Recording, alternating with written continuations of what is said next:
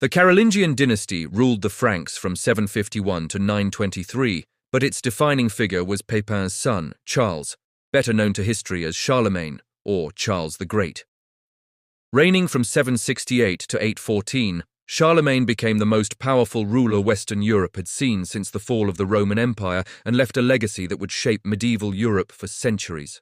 Above all else, Charlemagne was a conqueror. War dominated his reign, and through nearly constant military campaigns, he forged a vast empire encompassing much of Western Europe. His wars served two central purposes: to secure and unify his realm, and to impose Christianity on Germanic peoples who still followed traditional pagan religions. In Charlemagne's time, many Western Germanic groups, especially in what is now Germany, continued to live in small, independent tribal societies. These communities were largely pagan and fiercely resistant to outside control. Charlemagne systematically ended their independence through conquest, forcibly incorporating their territories into his empire and compelling conversion to Christianity. His expansion did not stop there. He defeated the Lombards in Italy, extending his authority all the way to Rome, and he pushed into northern Spain, capturing the last remaining Visigothic stronghold in the region. Despite this vast dominance, contemporaries did not describe Charlemagne's realm as the Frankish Empire or even the Carolingian Empire. Instead, it became known as the Roman Empire, a title formally bestowed on Christmas Day in the year 800. On that morning, Charlemagne attended Christmas Mass in Rome, celebrated by Pope Leo III. During the service, the Pope placed a crown on Charlemagne's head and proclaimed him Roman Emperor of the West, the first such emperor since the fall of Rome in 476.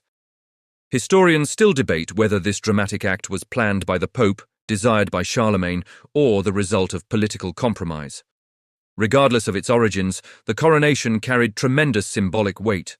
Medieval rulers deeply admired the ancient Roman emperors as embodiments of centralized authority and imperial power, and Charlemagne clearly sought to model himself after them. As emperor, Charlemagne governed with extraordinary authority. He issued laws regulating nearly every aspect of life: economic activity, social behavior, and religious practice. Like the Roman emperors before him, he claimed the right to rule the church.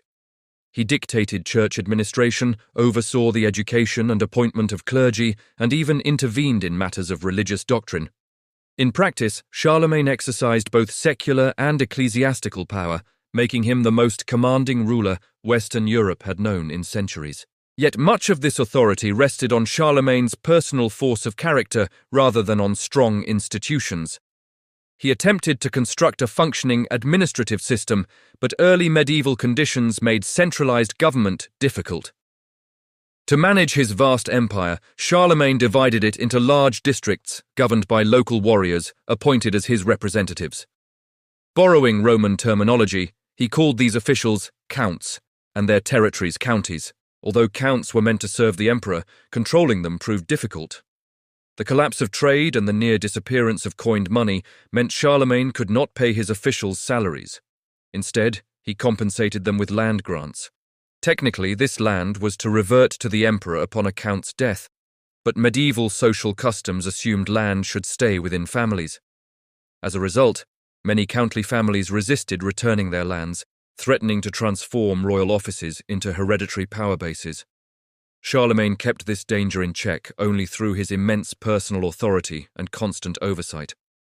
Without a ruler of his strength, the system was inherently unstable.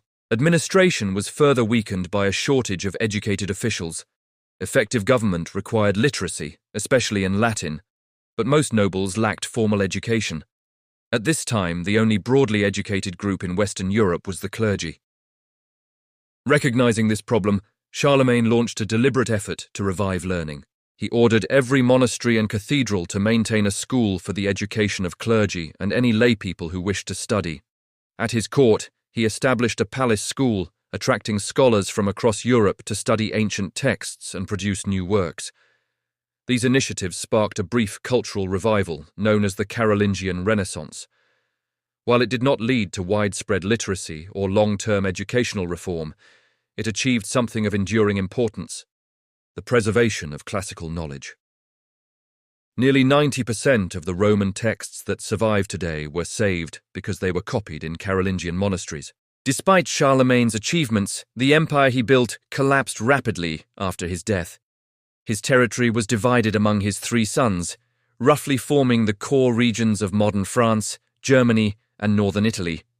None of these heirs possessed Charlemagne's authority, and powerful counts quickly asserted independence. Still, the achievements of the Franks under the Merovingian and Carolingian dynasties should not be underestimated. Together, they created the first durable post-Roman state in Western Europe. This accomplishment rested largely on the military skill and leadership of two rulers, Clovis, who founded the Frankish kingdom, and Charlemagne, who transformed it into a vast empire. Charlemagne, the most powerful Western ruler of the early Middle Ages, governed the largest territory, wielded unmatched authority, and revived the imperial title of Roman Emperor, establishing a model of kingship that later European monarchs would strive to imitate.